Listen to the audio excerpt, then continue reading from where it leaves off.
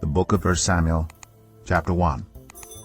There was a certain man from Rephaim, a Zophite, from the hill country of Ephraim, whose name was Elkanah, son of Jeroham, the son of Elihu, the son of Tohu, the son of Zuph, an Ephraimite. He had 2 wives. One was called Hannah, and the other Peninnah. Peninnah had children, but Hannah had none. Year after year this man went up from his town to worship and sacrifice to the Lord Almighty at Shiloh, where Hophni and Phinehas, the 2 sons of Eli, were priests of the Lord. Whenever the day came for Elkanah to sacrifice, he would give portions of the meat to his wife Peninnah and to all her sons and daughters. But to Hannah he gave a double portion because he loved her, and the Lord had closed her womb. Because the Lord had closed Hannah's womb, her rival kept provoking her in order to irritate her. This went on year after year. Whenever Hannah went up to the house of the Lord, her rival provoked her till she wept, and would not eat. Her husband Elkanah would say to her, "Hannah, why are you weeping? Why don't you eat? Why are you downhearted? Don't I mean more to you than 10 sons?" Once when they had finished eating and drinking in Shiloh, Hannah stood up. Now Eli the priest was sitting on his chair by the doorpost of the Lord's house. In her deep anguish, Hannah prayed to the Lord, weeping bitterly. And she made a vow, saying, "Lord Almighty, if you will only look on your servant's misery, and remember me, and not forget your servant, but give her a son, then I will give him to the Lord for all the days of his life, and no razor will ever be used on his head." As she kept on praying to the Lord, Eli observed her mouth. Hannah was praying in her heart, and her lips were moving, but her voice was not heard. Eli thought she was drunk, and said to her, "How long are you going to stay drunk? Put away your wine." "Not so, my lord," Hannah replied. "I am a woman who is deeply troubled. I have not been drinking wine or beer. I was pouring out my soul to the Lord. Do not take your servant for a wicked woman. I have been praying here out of my great anguish and grief." Eli answered, "Go in peace, and may the God of Israel grant you what you have asked of him." She said, "May your servant find favor in your eyes." Then she went her way and ate something, and her face was no longer downcast. Early the next morning they arose and worshipped before the Lord, and then went back to their home at Ramah. Elkanah made love to his wife Hannah, and the Lord remembered her. So in the course of time Hannah became pregnant and gave birth to a son. She named him Samuel, saying, "Because I asked the Lord for him." When her husband Elkanah went up with all his family to offer the annual sacrifice to the Lord and to fulfill his vow, Hannah did not go. She said to her husband, "After the boy is weaned, I will take him and present him before the Lord, and he will live there always." "Do what seems best to you," her husband Elkanah told her. "Stay here until you have weaned him. Only may the Lord make good his word." So the woman stayed at home and nursed her son until she had weaned him. After he was weaned, she took the boy with her, young as he was, along with a 3-year-old bull, an ephah of flour, and a skin of wine, and brought him to the house of the Lord at Shiloh. When the bull had been sacrificed, they brought the boy to Eli, and she said to him, "Pardon me, my lord. As surely as you live, I am the woman who stood here beside you praying to the Lord. I prayed for this child, and the Lord has granted me what I asked of him. So now I give him to the Lord. For his whole life he will be given over to the Lord." And he worshipped the Lord there. 1 Samuel 2. Then Hannah prayed and said, "My heart rejoices in the Lord. In the Lord my horn is lifted high. My mouth boasts over my enemies, for I delight in your deliverance. There is no one holy like the Lord. There is no one besides you. There is no rock like our God. Do not keep talking so proudly, or let your mouth speak such arrogance. For the Lord is a God who knows, and by him deeds are weighed. The bows of the warriors are broken, but those who stumbled are armed with strength. Those who were full hire themselves out for food, but those who were hungry are hungry no more. She who was barren has borne 7 children, but she who has had many sons pines away. The Lord brings death and makes alive. He brings down to the grave and raises up. The Lord sends poverty and wealth. He humbles and he exalts. He raises the poor from the dust and lifts the needy from the ash heap. He seats them with princes and has them inherit a throne of honor. For the foundations of the earth are the Lord's. On them he has set the world. He will guard the feet of his faithful servants, but the wicked will be silenced in the place of darkness. It is not by strength that one prevails. Those who oppose the Lord will be broken. The Most High will thunder from heaven. The Lord will judge the ends of the earth. He will give strength to his king and exalt the horn of his anointed. Then Elkanah went home to Ramah, but the boy ministered before the Lord under Eli the priest. Eli's sons were scoundrels. They had no regard for the Lord. Now it was the practice of the priests that whenever any of the people offered a sacrifice, the priest's servant would come with a 3-pronged fork in his hand while the meat was being boiled, and would plunge the fork into the pan or kettle or cauldron or pot. Whatever the fork brought up, the priest would take for himself. This is how they treated all the Israelites who came to Shiloh. But even before the fat was burned, the priest's servant would come and say to the person who is sacrificing, "Give the priest some meat to roast. He won't accept boiled meat from you, but only raw." If the person said to him, "Let the fat be burned first, and then take whatever you want," the servant would answer, "No, hand it over now. If you don't, I'll take it by force." This sin of the young men was very great in the Lord's sight, for they were treating the Lord's offering with contempt. But Samuel was ministering before the Lord, a boy wearing a linen ephod. Each year his mother made him a little robe and took it to him when she went up with her husband to offer the annual sacrifice. Eli would bless Elkanah and his wife, saying, "May the Lord give you children by this woman to take the place of the one she prayed for and gave to the Lord." Then they would go home. And the Lord was gracious to Hannah. She gave birth to 3 sons and 2 daughters. Meanwhile the boy Samuel grew up in the presence of the Lord. Now Eli, who was very old, heard about everything his sons were doing to all Israel, and how they slept with the women who served at the entrance to the tent of meeting. So he said to them, "Why do you do such things? I hear from all the people about these wicked deeds of yours. No, my sons, the report I hear spreading among the Lord's people is not good. If one person sins against another, God may mediate for the offender. But if anyone sins against the Lord, who will intercede for them?" His sons, however, did not listen to their father's rebuke, for it was the Lord's will to put them to death. And the boy Samuel continued to grow in stature and in favor with the Lord and with people. Now a man of God came to Eli and said to him, "This is what the Lord says. Did I not clearly reveal myself to your ancestors' family when they were in Egypt under Pharaoh? I chose your ancestors out of all the tribes of Israel to be my priests, to go up to my altar, to burn incense, and to wear an ephod in my presence. I also gave your ancestors' family all the food offerings presented by the Israelites. Why do you scorn my sacrifice and offering that I prescribed for my dwelling? Why do you honor your sons more than me by fattening yourselves on the choice parts of every offering made by my people Israel? Therefore the Lord, the God of Israel, declares, I promised that members of your family would minister before me forever. But now the Lord declares, far be it from me. Those who honor me I will honor, but those who despise me will be disdained. The time is coming when I will cut short your strength and the strength of your priestly house, so that no one in it will reach old age, and you will see distress in my dwelling. Although good will be done to Israel, no one in your family line will ever reach old age. Every one of you that I do not cut off from serving at my altar I will spare only to destroy your sight and sap your strength, and all your descendants will die in the prime of life. And what happens to your 2 sons, Hophni and Phinehas, will be a sign to you. They will both die on the same day.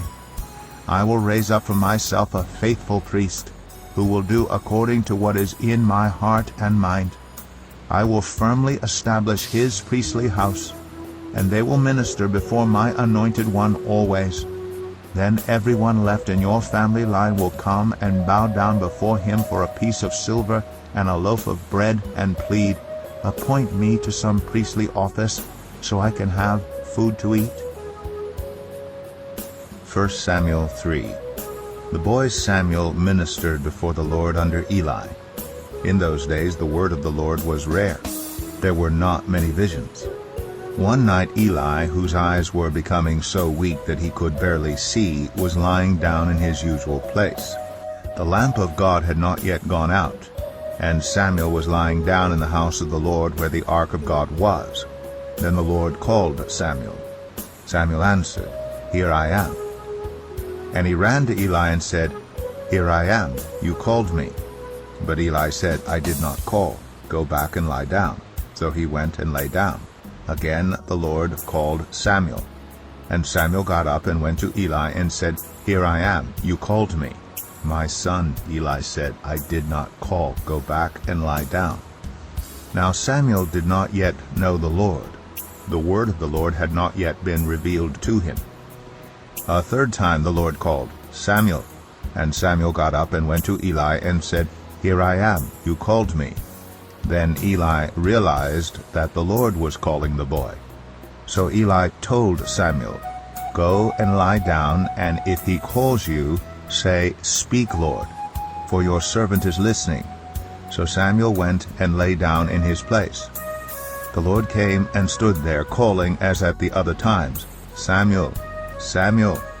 Then Samuel said, "Speak, for your servant is listening." And the Lord said to Samuel, "See, I am about to do something in Israel that will make the ears of everyone who hears about it tingle. At that time I will carry out against Eli everything I spoke against his family from beginning to end. For I told him that I would judge his family forever because of the sin he knew about. His sons blasphemed God, and he failed to restrain them. Therefore I swore to the house of Eli, the guilt of Eli's house will never be atoned for by sacrifice or offering." Samuel lay down until morning, and then opened the doors of the house of the Lord. He was afraid to tell Eli the vision, but Eli called him and said, "Samuel, my son." Samuel answered, "Here I am." "What was it he said to you?" Eli asked. "Do not hide it from me. May God deal with you, be it ever so severely, if you hide from me anything he told you." So Samuel told him everything, hiding nothing from him. Then Eli said, "He is the Lord. Let him do what is good in his eyes." The Lord was with Samuel as he grew up, and he let none of Samuel's words fall to the ground. And all Israel from Dan to Beersheba recognized that Samuel was attested as a prophet of the Lord. The Lord continued to appear at Shiloh, and there he revealed himself to Samuel through his word. 1 Samuel 4. And Samuel's word came to all Israel. Now the Israelites went out to fight against the Philistines. The Israelites camped at Ebenezer, and the Philistines at Aphek. The Philistines deployed their forces to meet Israel. And as the battle spread, Israel was defeated by the Philistines, who killed about 4,000 of them on the battlefield. When the soldiers returned to camp, the elders of Israel asked, "Why did the Lord bring defeat on us today before the Philistines? Let us bring the ark of the Lord's covenant from Shiloh, so that he may go with us and save us from the hand of our enemies." So the people sent men to Shiloh, and they brought back the ark of the covenant of the Lord Almighty, who is enthroned between the cherubim. And Eli's two sons, Hophni and Phinehas, were there with the ark of the covenant of God. When the ark of the Lord's covenant came into the camp, all Israel raised such a great shout that the ground shook. Hearing the uproar, the Philistines asked, "What's all this shouting in the Hebrew camp?" When they learned that the ark of the Lord had come into the camp, the Philistines were afraid. "A god has come into the camp," they said. "Oh no, nothing like this has happened before. We're doomed. Who will deliver us from the hand of these mighty gods? They are the gods who struck the Egyptians with all kinds of plagues in the wilderness. Be strong, Philistines. Be men, or you will be subject to the Hebrews, as they have been to you. Be men and fight." So the Philistines fought, and the Israelites were defeated, and every man fled to his tent. The slaughter was very great. Israel lost 30,000 foot soldiers. The ark of God was captured, and Eli's 2 sons, Hophni and Phinehas, died. That same day, a Benjamite ran from the battle line and went to Shiloh with his clothes torn and dust on his head. When he arrived, there was Eli sitting on his chair by the side of the road watching, because his heart feared for the ark of God. When the man entered the town and told what had happened, the whole town sent up a cry. Eli heard the outcry and asked, "What is the meaning of this uproar?" The man hurried over to Eli, who was 98 years old and whose eyes had failed so that he could not see. He told Eli, "I have just come from the battle line. I fled from it this very day." Eli asked, "What happened, my son?" The man who brought the news replied, "Israel fled before the Philistines, and the army has suffered heavy losses. Also, your 2 sons, Hophni and Phinehas, are dead, and the ark of God has been captured." When he mentioned the ark of God, Eli fell backward off his chair by the side of the gate. His neck was broken, and he died. But he was an old man, and he was heavy. He had led Israel 40 years. His daughter-in-law, the wife of Phinehas, was pregnant and near the time of delivery. When she heard the news that the ark of God had been captured, and that her father-in-law and her husband were dead, she went into labor and gave birth, but was overcome by her labor pains. As she was dying, the women attending her said, "Don't despair. You have given birth to a son." But she did not respond or pay any attention. She named the boy Ichabod, saying, "The glory has departed from Israel," because of the capture of the ark of God and the deaths of her father-in-law and her husband. She said, "The glory has departed from Israel, for the ark of God has been captured." 1 Samuel 5. After the Philistines had captured the ark of God, they took it from Ebenezer to Ashdod. Then they carried the ark into Dagon's temple and set it beside Dagon. When the people of Ashdod rose early the next day, there was Dagon fallen on his face on the ground before the ark of the Lord. They took Dagon and put him back in his place. But the following morning when they rose, there was Dagon fallen on his face on the ground before the ark of the Lord. His head and hands had been broken off and were lying on the threshold, only his body remained.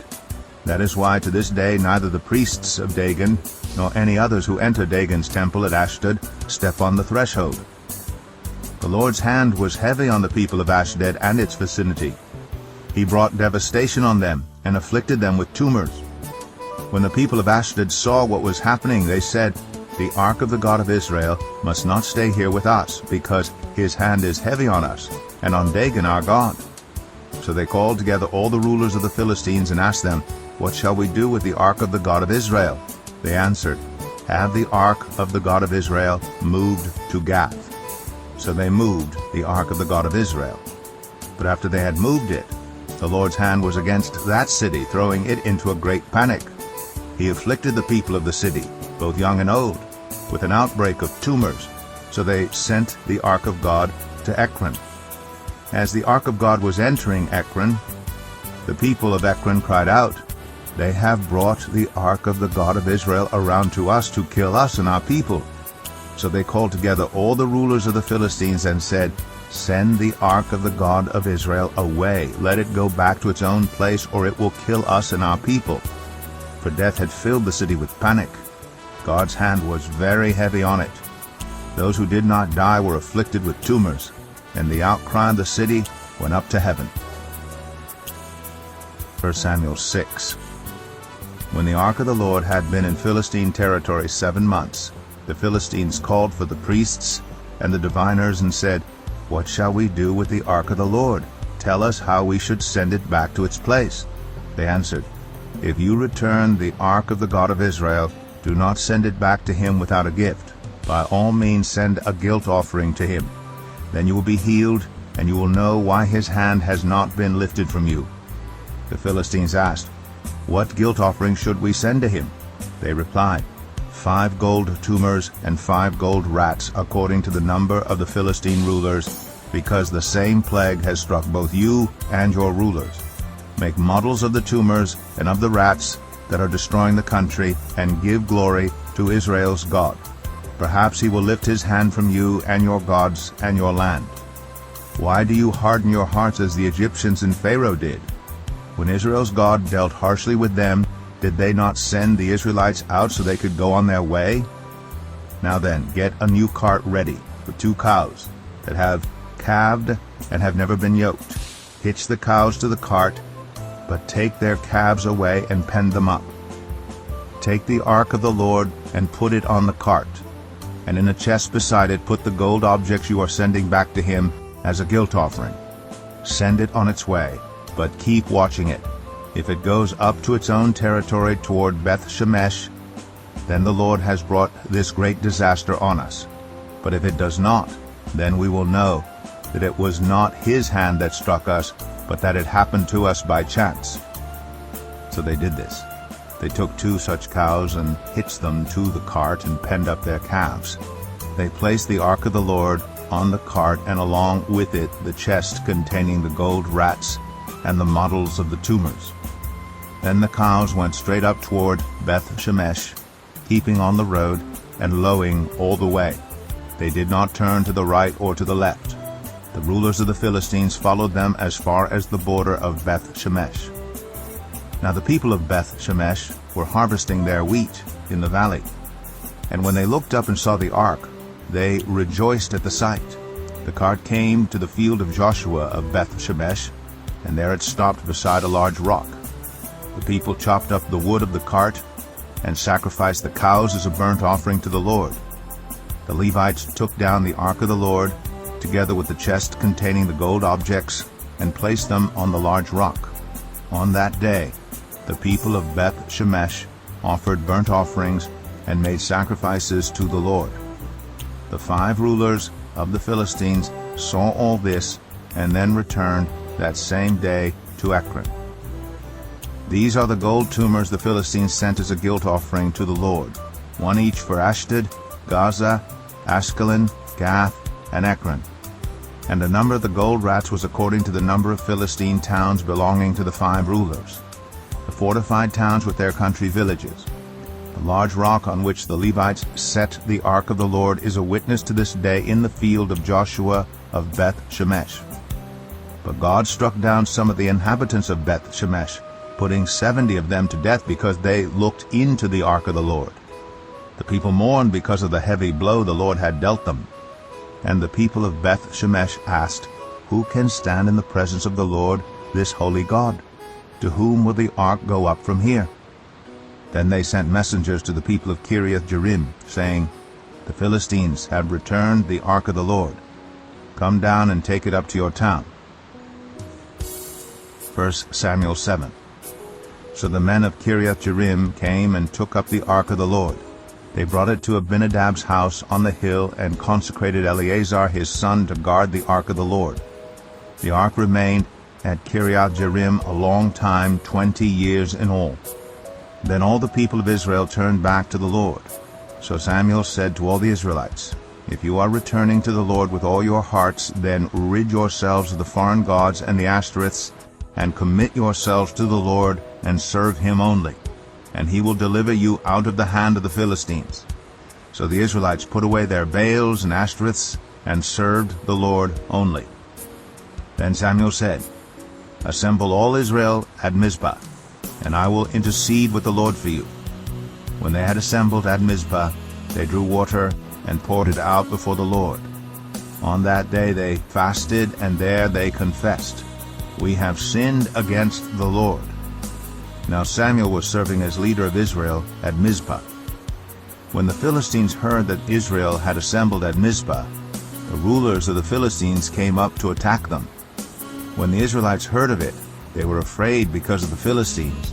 They said to Samuel, "Do not stop crying out to the Lord our God for us.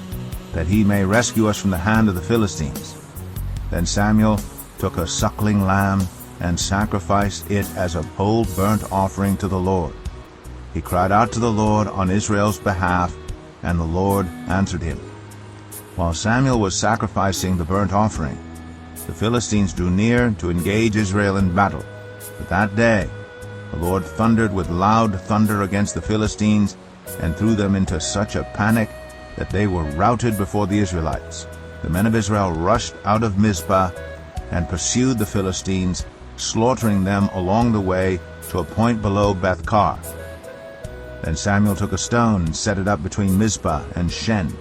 He named it Ebenezer, saying, "Thus far the Lord has helped us." So the Philistines were subdued, and they stopped invading Israel's territory. Throughout Samuel's lifetime, the hand of the Lord was against the Philistines. The towns from Ekron to Gath that the Philistines had captured from Israel were restored to Israel. And Israel delivered the neighboring territory from the hands of the Philistines, and there was peace between Israel and the Amorites. Samuel continued as Israel's leader all the days of his life. From year to year, he went on a circuit from Bethel to Gilgal to Mizpah, judging Israel in all those places. But he always went back to Ramah, where his home was. And there he also held court for Israel, and he built an altar there to the Lord. 1 Samuel 8. When Samuel grew old, he appointed his sons as Israel's leaders. The name of his firstborn was Joel, and the name of his second was Abijah, and they served at Beersheba. But his sons did not follow his ways. They turned aside after dishonest gain, and accepted bribes, and perverted justice. So all the elders of Israel gathered together and came to Samuel at Ramah. They said to him, "You are old, and your sons do not follow your ways. Now appoint a king to lead us, such as all the other nations have." But when they said, "Give us a king to lead us," this displeased Samuel. So he prayed to the Lord, and the Lord told him, "Listen to all that the people are saying to you. It is not you they have rejected, but they have rejected me as their king, as they have done from the day I brought them up out of Egypt until this day, forsaking me and serving other gods, so they are doing to you. Now listen to them, but warn them solemnly, and let them know what the king who will reign over them will claim as his rights." Samuel told all the words of the Lord to the people who were asking him for a king. He said, "This is what the king who will reign over you will claim as his rights. He will take your sons and make them serve with his chariots and horses, and they will run in front of his chariots. Some he will assign to be commanders of thousands and commanders of 50s, and others to plow his ground and reap his harvest, and still others to make weapons of war and equipment for his chariots. He will take your daughters to be perfumers and cooks and bakers. He will take the best of your fields and vineyards and olive groves and give them to his attendants. He will take a tenth of your grain and of your vintage and give it to his officials and attendants, your male and female servants, and the best of your cattle and donkeys he will take for his own use. He will take a tenth of your flocks, and you yourselves will become his slaves. When that day comes, you will cry out for relief from the king you have chosen, but the Lord will not answer you in that day." But the people refused to listen to Samuel. "No," they said, "we want a king over us. Then we will be like all the other nations, with a king to lead us and to go out before us and fight our battles." When Samuel heard all that the people said, he repeated it before the Lord. The Lord answered, "Listen to them, and give them a king." Then Samuel said to the Israelites, "Everyone go back to your own town." 1 Samuel 9. There was a Benjamite, a man of standing, whose name was Kish, son of Abiel, the son of Zeror, the son of Bechorath, the son of Athia of Benjamin. Kish had a son named Saul, as handsome a young man as could be found anywhere in Israel, and he was a head taller than anyone else. Now the donkeys belonging to Saul's father Kish were lost, and Kish said to his son Saul, "Take one of the servants with you and go and look for the donkeys." So he passed through the hill country of Ephraim and through the area around Shalisha, but they did not find them. They went on into the district of Shalim, but the donkeys were not there. Then he passed through the territory of Benjamin, but they did not find them. When they reached the district of Zuph, Saul said to the servant who was with him, "Come, let's go back, or my father will stop thinking about the donkeys and start worrying about us." But the servant replied, "Look, in this town there is a man of God. He is highly respected, and everything he says comes true. Let's go there now. Perhaps he will tell us what way to take." Saul said to his servant, "If we go, what can we give the man? The food in our sacks is gone. We have no gift to take to the man of God. What do we have?" The servant answered him again. "Look," he said, "I have a quarter of a shekel of silver. I will give it to the man of God, so that he will tell us what way to take." Formerly in Israel, if someone went to inquire of God, they would say, "Come, let us go to the seer," because the prophet of today used to be called a seer. "Good," Saul said to his servant, "Come, let's go." So they set out for the town where the man of God was. As they were going up the hill to the town, they met some young women coming out to draw water, and they asked them, "Is the seer here?" "He is," they answered. "He's ahead of you. Hurry now. He has just come to our town today, for the people have a sacrifice at the high place. As soon as you enter the town, you will find him before he goes up to the high place to eat. The people will not begin eating until he comes, because he must bless the sacrifice. Afterward, those who are invited will eat. Go up now. You should find him about this time." They went up to the town, and as they were entering it, there was Samuel coming toward them on his way up to the high place. Now the day before Saul came, the Lord had revealed this to Samuel. "About this time tomorrow, I will send you a man from the land of Benjamin. Anoint him ruler over my people Israel. He will deliver them from the hand of the Philistines. I have looked on my people, for their cry has reached me." When Samuel caught sight of Saul, the Lord said to him, "This is the man I spoke to you about. He will govern my people." Saul approached Samuel in the gateway and asked, "Would you please tell me where the seer's house is?" "I am the seer," Samuel replied. "Go up ahead of me to the high place, for today you are to eat with me, and in the morning I will send you on your way and will tell you all that is in your heart. As for the donkeys you lost 3 days ago, do not worry about them, they have been found. And to whom is all the desire of Israel turned, if not to you and your whole family line?" Saul answered, "But am I not a Benjamite, from the smallest tribe of Israel? And is not my clan the least of all the clans of the tribe of Benjamin? Why do you say such a thing to me?" Then Samuel brought Saul and his servant into the hall, and seated them at the head of those who were invited, about 30 in number. Samuel said to the cook, "Bring the piece of meat I gave you, the one I told you to lay aside." So the cook took up the thigh with what was on it, and set it in front of Saul. Samuel said, "Here is what has been kept for you. Eat, because it was set aside for you for this occasion from the time I said, 'I have invited guests.'" And Saul dined with Samuel that day. After they came down from the high place to the town, Samuel talked with Saul on the roof of his house. They rose about daybreak, and Samuel called to Saul on the roof, "Get ready, and I will send you on your way." When Saul got ready, he and Samuel went outside together. As they were going down to the edge of the town, Samuel said to Saul, "Tell the servant to go on ahead of us," and the servant did so. "But you stay here for a while, so that I may give you a message from God."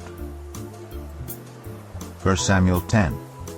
Then Samuel took a flask of olive oil, and poured it on Saul's head, and kissed him, saying, "Has not the Lord anointed you ruler over his inheritance?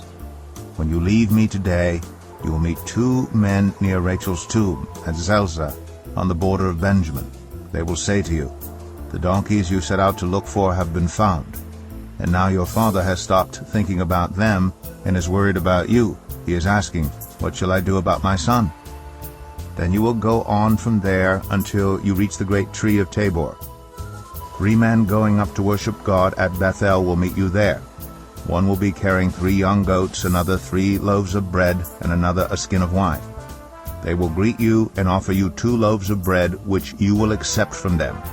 After that you will go to Gibeah of God, where there is a Philistine outpost. As you approach the town, you will meet a procession of prophets coming down from the high place with lyres, timbrels, pipes, and harps being played before them, and they will be prophesying. The Spirit of the Lord will come powerfully upon you, and you will prophesy with them, and you will be changed into a different person. Once these signs are fulfilled, do whatever your hand finds to do, for God is with you. Go down ahead of me to Gilgal. I will surely come down to you to sacrifice burnt offerings and fellowship offerings, but you must wait 7 days until I come to you and tell you what you are to do." As Saul turned to leave Samuel, God changed Saul's heart, and all these signs were fulfilled that day.